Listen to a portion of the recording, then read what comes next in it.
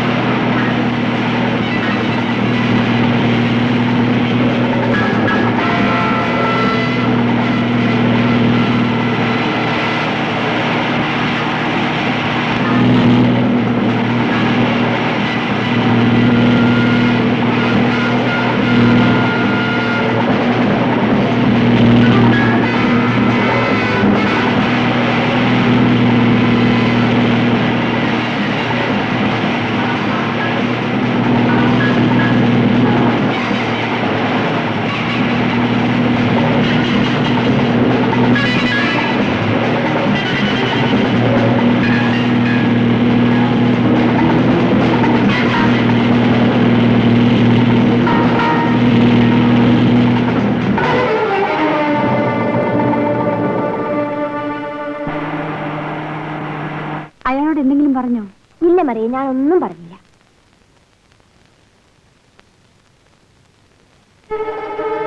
അയ്യോ, ആരും അവിടെ കിടക്കുന്നല്ല. അയ്യോ, ആ നമ്മുടെ ഗോപിയേട്ടനല്ലേ? അയ്യോ, എന്ത് പറ്റി?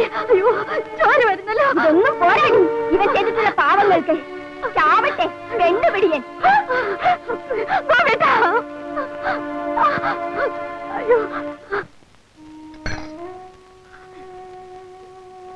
എന്റെ കൺമുന്നിൽ വെച്ച് നിനക്ക് ഇത്രയൊക്കെ സംഭവിച്ചിട്ടും എന്നെ കൊണ്ടൊന്നും ചെയ്യാൻ കഴിയാതെ പോയല്ലോ മാലതി.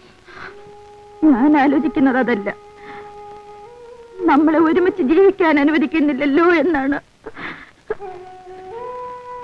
എല്ലാം എന്റെ തെറ്റാണ്. ഞാൻ ഗോപിയുടെ വീട്ടിലേക്ക് പോകും. നീ എന്താ പറഞ്ഞേ? ഗോപിയുടെ വീട്ടിൽ പറയാൻ 2000 രൂപയ്ക്ക് വേണ്ടി ഞാൻ പലരെയും സമീപിച്ചു, കിട്ടിയില്ല. വേലുവേട്ടന് ജോലി കിട്ടാതെ പോകുമോ എന്നുള്ള വെപ്രാളത്തിൽ അവസാനം എനിക്ക് ഗോപിയോട് തന്നെ ചോദിച്ചു വാങ്ങേണ്ടി വന്നു. നീ എന്താ പറഞ്ഞത്? ഗോപിയുടെ പണം വാങ്ങിയെന്നു? നീ എന്താ മാലതി കാണിച്ചത്? ദുഷ്ടനെ ഞാൻ ഇല്ല.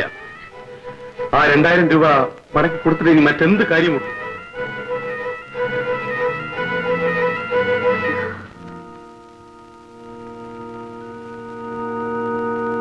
ഞാൻ അവശനായി കിടന്നപ്പോൾ ഒരു സ്ത്രീക്കും എന്നോട് സഹതാപം തോന്നിയില്ല. എല്ലാവരും എന്നെ കാർക്കിച്ചു തുപ്പിക്കൊണ്ടാണ് പോയത്. സ്ത്രീവർഗത്തെ ഞാൻ എത്രമാത്രം ദ്രോഹിച്ചിട്ടുണ്ടെന്ന് എനിക്കിപ്പോഴാണ് മനസ്സിലായത്. ഇന്നെന്നെ സ്നേഹിക്കാൻ നീ മാത്രമേ ഉള്ളൂ മറിയേ.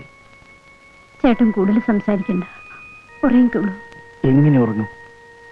പോലീസ് നാലുപാടും എന്നെ അന്വേഷിച്ചുകൊണ്ടിരിക്കുകയാണ്. നേരിട്ട് ചെന്ന് പോലീസിനോട് കുറ്റമേറ്റു പറഞ്ഞാൽ ചിലപ്പോൾ പിഴ മാത്രം അടച്ചാൽ മതിയാവും. ചേട്ടൻ ധൈര്യമായിരിക്കൂ. എന്ത് ചെയ്തിട്ട് കൈ കൊള്ളത്തില്ല. അല്ല, ഇതാരെ വേലുവോ? വഴിതെറ്റി വന്നതായിരിക്കും. കല്യാണം കഴിഞ്ഞു, ആളങ്ങ് ഡള്ളായിപ്പോയല്ലോ വേലോട്ടാ. എനിക്ക് അത്യാവശ്യമായി 2000 രൂപ വേണം. 2000 രൂപ ചീട്ട് കളിച്ചുണ്ടാക്കാൻ വന്നതായിരിക്കും. തമാശ പറയടാ. എങ്ങനെയെങ്കിലും 2000 രൂപ ഉണ്ടാക്കും. എങ്ങനെയെങ്കിലും 2000 രൂപ.